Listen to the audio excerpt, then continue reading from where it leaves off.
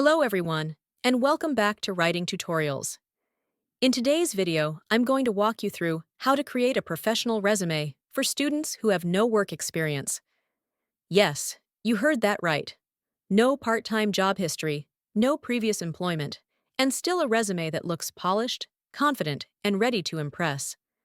Now, I know for many of you, this might feel intimidating. You might be thinking, how am I supposed to fill a whole resume if I've never had a job before? Well, don't worry. We're going to take it step by step, and by the end of this, you'll see that you actually have a lot you can include. Things like your education achievements, projects, skills, and even volunteer work. Everything counts when presented the right way. Starting with your name and contact information, the very first thing at the top of your resume should be your name. Bold, clear, and slightly larger than the rest of the text. In our example, we have Michael T. Carter, 4820 Pinecrest Drive, Charlotte, North Carolina, 28205. Phone 704-555-1842. Email michael.carter@email.com. Notice how the name stands out? This makes it easy for employers or recruiters to remember you. Below the name, you'll place your address, phone number, and email. One important tip here: make sure your email address sounds professional. Something like cooldude123@email.com might be fun for friends, but for job applications, stick to a simple format like your name at email.com. The objective statement. Next, we move into the objective section. This is a short 2 to 3 sentence statement at the top of your resume, where you explain what you're aiming for and why you'd be a good fit. In our example, Michael wrote, "Motivated and responsible high school senior, seeking an entry-level opportunity to develop professional skills while contributing to a team environment. Eager to apply strong organizational abilities, a positive attitude, and a willingness to learn." Let's break this down. The first part, motivated and responsible high school senior, quickly tells the reader who you are. Then, seeking an entry-level opportunity explains what kind of position you want. Finally, eager to apply strong organizational abilities lists a few positive traits you're bringing to the table. When you write yours, think, what is my current status? What am I looking for? And what strengths do I have? Keep it short but impactful. Education section. Since you don't have work experience yet, your education section becomes very important. For Michael, it says, Ridgewood High School, Charlotte, North Carolina. Expected graduation, June 2025. GPA, 3.8 out of 4.0. Relevant courses, computer applications, business studies, English composition, Algebra 2. Here's the key. Don't just list your school. Include your expected graduation date so they know where you are in your studies. Add your GPA if it's strong, and mention a few relevant courses that connect to the job you want. For example, if you're applying for a customer service job, including business studies or English composition shows that you've learned communication and organizational skills. Academic achievements. Achievements are another great way to show your value without work history. Michael included Honor Roll, 2022 to 2025. Perfect Attendance Award, 2023. First place, School Science Fair, 2024. This tells employers you're committed, reliable, and capable of excelling in something.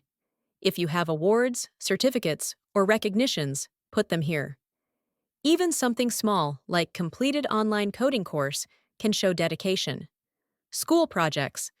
Many students forget about this, but projects can demonstrate real skills. Michael listed 2. Community Recycling Awareness Campaign. He designed posters, gave a presentation, and collected over 500 pounds of recyclables. This shows creativity, teamwork, and community involvement. History presentation, Civil Rights Movement. He researched, created a multimedia slideshow, and got the highest grade for creativity. That's proof of research ability and presentation skills.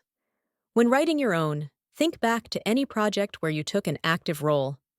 Maybe it was a science experiment, a group art piece, or a robotics competition. Be specific about what you did and the results. Extracurricular activities. This is where you show what you do outside of class. Michael listed Member, Student Council, 2023, present, helping organize events and volunteer activities, demonstrates leadership and organization. Varsity Basketball Team, 2022, to present. Here, teamwork, discipline, and time management come through. So for your resume, include clubs, sports, arts, or even online communities where you're actively involved. Employers love to see you're well-rounded. Skills section. This part is where you list specific abilities you've learned. Michael wrote, Microsoft Office, Word, Excel, PowerPoint, Google Workspace, Docs, Sheets, Slides, public speaking and presentation, team collaboration, time management, basic graphic design, Canva. Notice how he's mixing technical skills like Microsoft Office with soft skills like teamwork and time management. That's a great approach. If you're not sure what to list, think about tools you've used in school, any creative or tech skills you have, and qualities you've developed through activities. Volunteer experience. This is gold for students with no work experience. Michael volunteered at the Charlotte Public Library during the summer of 2024. He assisted visitors, helped with computers, organized shelves, and prepared materials for children's programs. Volunteer work proves you can commit to responsibilities, work with people, and contribute positively, all qualities employers value.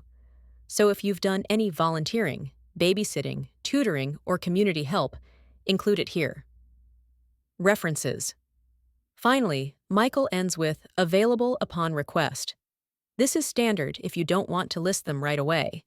But make sure you actually have a few references ready, maybe a teacher, a coach, or someone you volunteered for who can vouch for you. And that's how you create a clean, professional resume, even without job experience. The key takeaway is this: focus on what you do have: your education, achievements, projects, skills, and volunteer work. Present it in a neat format, keep it truthful, and make sure it's easy to read. If you follow this structure, you'll have a resume that's not only complete, but also impressive to any employer. Thanks for watching Writing Tutorials. If you found this helpful, don't forget to subscribe for more letter and resume writing tips. I'll see you in the next video.